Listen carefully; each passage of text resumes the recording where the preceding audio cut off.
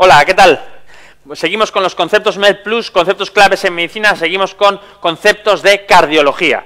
Vamos a explicar brevemente lo que es el síndrome de preexcitación. Son preguntas que suelen ser difíciles en el MIR, pero veremos que tenemos que tener las cosas bien claras para no fallar. Soy Carlos Cortés, soy el cardiólogo en el Hospital Clínico Universitario de Valladolid y soy el profesor de cardiología de Cursos MIR Asturias. Fijaos cómo las taquicardias supraventriculares son lo más preguntado y los síndromes de preexcitación los siguen muy de cerca y además son las preguntas que habitualmente nos resultan más difíciles. Repasamos el sistema de conducción, vemos como desde el nodo sinusal tenemos unas conexiones que van hasta el nodo aurículo-ventricular y desde ahí aparece el sistema de His-Purkinje, que va a estimular toda la cavidad ventricular. Vamos a ver lo más sencillo. Desde el nodo sinusal tenemos unos estímulos que van al nodo auriculoventricular, que esto es muy importante. El nodo auriculoventricular, ¿por qué? Porque es el peaje, todo el estímulo que está llegando hasta el nodo auriculoventricular, ahí se va a parar, es un sistema de conducción lenta y además que actúa como filtro. ¿Por qué? Porque nos tenemos que parar para pagar el peaje. A partir de ahí, ¿qué aparece? Ahí aparece la autopista, que es capaz... Es un sistema de conducción muy especializado que es capaz de conducir toda la cavidad ventricular en muy poco tiempo. Y cuando esto ha sido así, cuando el estímulo ha bajado por el nodo AV, por el sistema His-Purkinje y este está íntegro, vamos a tener un QRS estrecho. ¿Qué pasa en el síndrome de Wolff-Parkinson-White? Que tenemos un atajo, tenemos una vía accesoria, tenemos un camino que une aurículas con ventrículos sin tener que pasar por el peaje, sin tener que pasar por el nodo aurículo-ventricular, como vemos aquí. Este camino puede ser bidireccional, puede bajar el estímulo desde la aurícula al ventrículo, pero también puede hacer que el estímulo suba desde el ventrículo hacia la aurícula. Es un camino, es un atajo que no debería estar ahí.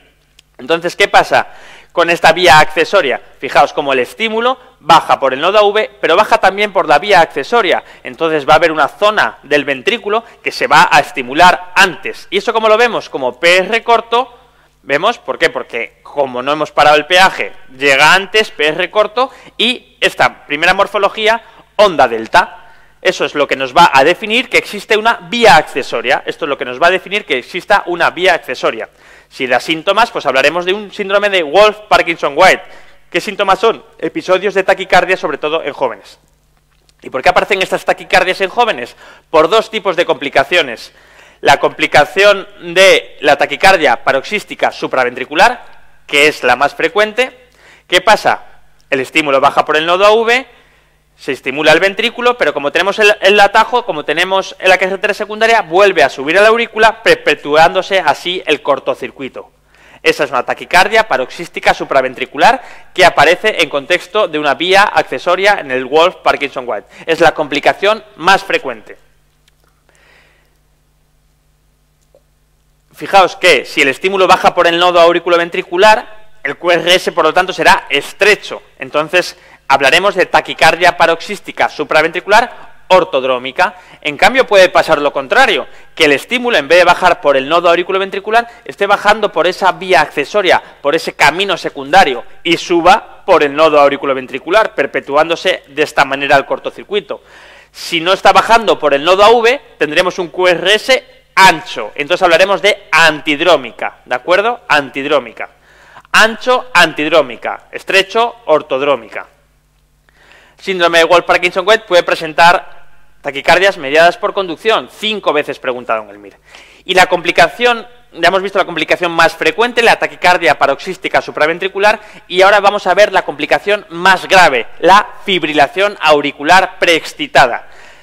¿Qué pasa? Que cuando tengamos una fibrilación auricular en condiciones normales, gracias a que el nodo auriculoventricular actúa como filtro, los más de 400 latidos por minuto que van las aurículas no se están transmitiendo al ventrículo, porque si no se produciría la muerte. Entonces, ¿qué pasa en los pacientes con Wolff-Parkinson-White? Que todos esos estímulos que tenemos en la aurícula pueden bajar por esa vía accesoria, produciendo que todo el impulso de la aurícula se transmita al ventrículo y produciendo la muerte súbita. Por eso el Wolff-Parkinson-White es una de las causas posibles de muerte súbita. ¿Qué hacemos cuando un paciente tiene una fibrilación auricular y tiene un Wolff-Parkinson-White? Cardiovertir. ¿Y qué no podemos utilizar? No podemos utilizar ningún fármaco que bloquee el nodo auriculoventricular, porque si usamos un fármaco que bloquee el nodo auriculoventricular, estamos favoreciendo que el impulso vaya por la carretera secundaria, vaya por la vía accesoria. Fármacos que bloquean el nodo V, betabloqueantes, antagonistas del calcio, digoxina. No los podemos utilizar. Fijaos en este caso cómo tenemos un PR corto con onda delta, una preexcitación, PR corto con onda delta, lo estamos viendo muy bien, y cómo esta persona, este paciente, presentó una taquicardia irregular, que es lo que nos define que es una fibrilación auricular de QRS ancho. Eso es una fibrilación auricular preexcitada. ¿Cómo tratamos el Wolff-Parkinson-White?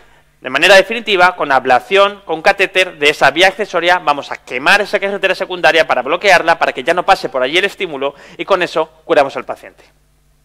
Síndrome Wolff-Parkinson-White, el tratamiento es, nos lo han preguntado 3 veces, la ablación.